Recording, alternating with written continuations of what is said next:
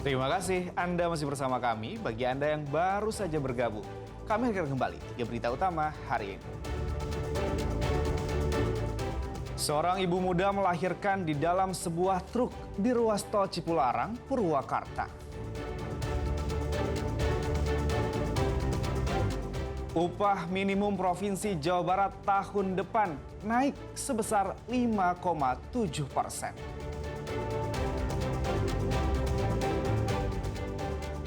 Libur Hari Raya Natal, lalu lintas menuju kawasan wisata di Bogor dipadati kendaraan.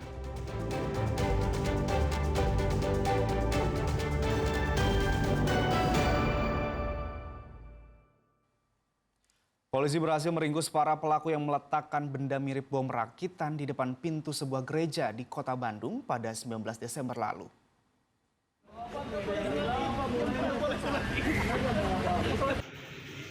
Tujuh pemuda ini diringkus petugas di Kota Bandung Rabu sore.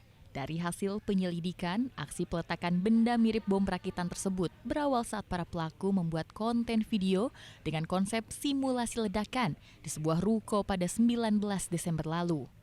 Usai melakukan proses perekaman, para konten kreator itu meninggalkan properti berupa benda mirip bom rakitan di lokasi. Meski mereka mengaku tidak mengetahui bahwa lokasi tersebut berdekatan dengan gereja, polisi tetap akan memberi perhatian serius terhadap dampak perbuatan para pelaku. Ya, jadi gini, kalau menurut ini masih kita dalami, jadi kalau versi keterangannya bahwa setelah membuat konten video yang bersangkutan properti tersebut ketinggalan di tempat tersebut. Tapi tetap kita memeriksa karena kita ketahui bahwa ini dalam suasana Nataru, jadi ini suasananya juga cukup membuat gaduh dan juga membuat resah. Jadi sekali lagi kami mengimbau untuk seluruhnya jangan membuat konten-konten yang apalagi di suasana Natal ini membuat konten yang gaduh yang membuat tidak nyaman bagi saudara-saudara kita yang lagi menyerahkan ibadah Natal. Masih kita dalami konten video ini digunakan untuk apa dan bagaimana, memang tapi tadi kita melihat memang beberapa ada alat bukti yang memang dia ada perekaman, kamera dan lain-lain. Tapi nanti kita dalami untuk apa dia dulu. Sebelumnya, warga di kawasan Ruko ITC Barenang Siang Kosambi, Kota Bandung, digemparkan dengan penemuan sebuah kotak mencurigakan diduga bom di depan pintu masuk gereja GKPS Bandung Timur pada Jumat 19 Desember lalu. Hal ini sempat merepotkan petugas yang mendatangkan tim gegana dan puluhan personel lainnya. Akibat perbuatannya, pemuda yang rata-rata berusia 19 hingga 22 tahun itu terancam hukuman 5 tahun penjara. Muhammad Rizal melaporkan dari Kota Bandung.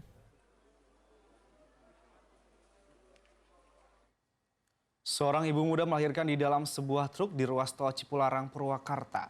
Sang ibu dan bayinya kemudian ditolong petugas yang tengah berjaga di pos pelayanan Nataru di res area 97B. Personel polisi yang berjaga di pos pelayanan Nataru di res area 97B Tol Cipularang bergegas mengevakuasi seorang wanita yang melahirkan di dalam truk Rabu pagi. Dengan menggunakan mobil patroli, wanita dan sang bayi dibawa ke sebuah klinik bidan di Kecamatan Darang dan Purwakarta yang berjarak sekitar 3 km dari res area tersebut. Mulanya perempuan berusia 23 tahun itu bersama suaminya yang mengemudikan truk tengah menuju rumah mereka di Cakung, Jakarta Timur usai mengantarkan ternak di Bandung. Namun saat melintas di kilometer 100, perempuan itu merasakan kontraksi dan melahirkan bayi laki-laki di dalam truk. Dilaporkan oleh suaminya melahirkan di res area 97 di tempat parkir mobil truk. Sempat dievakuasi ke klinik terdekat di res area 97 yaitu bertempat di klinik Darangdan. Alhamdulillah pada saat kami mengevakuasi langsung dilakukan upaya penanganan medis sehingga dengan gerak cepat alhamdulillah ibu dan anak selamat. Pengunjung tersebut akan pulang ke Jakarta. Setelah mendapat pertolongan medis di bidan dan telah dinyatakan sehat, keluarga itu kembali melanjutkan perjalanan pulang. Zainal Arifin melaporkan dari Purwakarta. Pemprov Jawa Barat resmi menetapkan upah minimum provinsi 2026 sebesar Rp2.317.601. Angka ini naik 5,7% dibandingkan besaran UMP tahun sebelumnya. Gubernur Jawa Barat Deddy Mulyadi resmi mengumumkan kenaikan upah minimum Provinsi Jawa Barat tahun 2026. UMP Jabar ditetapkan sebesar Rp2.317.601 atau naik 5,7% dibandingkan tahun sebelumnya. Selain UMP, Pemprov Jabar juga menetapkan kenaikan upah minimum sektoral provinsi atau UMSP. UMSP tahun 2026 naik 6,2% dari Rp2.201.519 menjadi Rp2.339.995. KDM menegaskan penetapan upah minimum kabupaten dan kota di Jawa Barat akan mengikuti seluruh usulan yang diajukan oleh masing-masing daerah. Dengan penetapan angka ini, diharapkan investasi dapat masuk secara merata ke seluruh wilayah Jawa Barat dan tidak hanya terpusat di satu daerah saja. Ya, yang berdinamika kan yang kabupaten kota.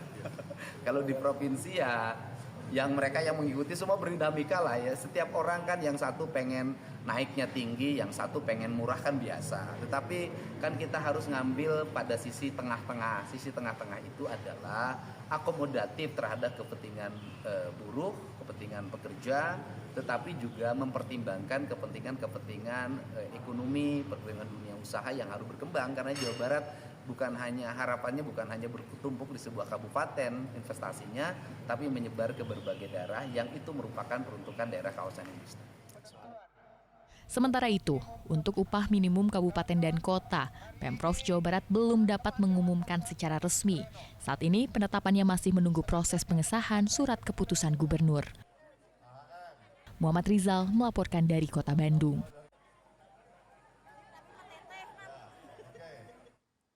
Ya, ada saja permintaan masyarakat kepada petugas damkar. Salah satunya yang ini nih, seorang siswi SMA di Garut meminta pertolongan ke petugas untuk mewakili sang ayah mengambil raport di sekolah.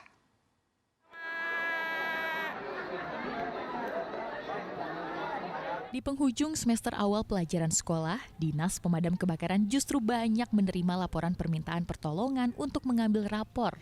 Permintaan ini datang dari sejumlah siswa di berbagai jenjang sekolah. Salah satu permintaan pertolongan ini datang dari seorang siswi yang bersekolah di SMA Negeri 8 Garut. Melalui akun Instagram Damkar, siswi SMA ini meminta petugas damkar mendampinginya untuk mengambil rapor di sekolah. Siswi bernama Citra ini tak punya pilihan lain, sebab sang ayah tengah kerja, sedangkan ibunya mengambil rapor adiknya di sekolah lain. Permintaan Citra langsung direspons cepat. Petugas mendatangi sekolah dan mengambil rapor sang siswa. Meminta tolong ke damkar karena memang bapaknya lagi di luar kota. Terus ibunya juga lagi ngambil rapor adiknya. Kebetulan waktunya bersamaan. Jadi yang bersangkutan minta tolong kepada kami. Nah kami memang damkar itu harus siap menolong. Ya. Apapun itu permintaan masyarakat, termasuk mengambil rapor. Ini harus diutamakan. Bahkan saya sudah perintahkan kepada anggota di lapangan, di pos-pos, karena di pos juga ada yang minta diambilkan rapor. Untuk pengambilan rapor itu harus langsung oleh pimpinan. Kalau yang di pos itu harus oleh danpos atau danrumnya. Jadi jangan sampai anggota. Ini untuk menghargai institusi dinas pendidikan, terus untuk menghargai siswa itu sendiri. Memang bukan tugas utama petugas damkar, namun permintaan masyarakat ini tetap dipenuhi oleh petugas sebagai langkah untuk melayani masyarakat. Tak heran jika sejauh ini muncul istilah ujung-ujungnya damkar. Eko Setiabudi melaporkan dari Garut. Nanti naik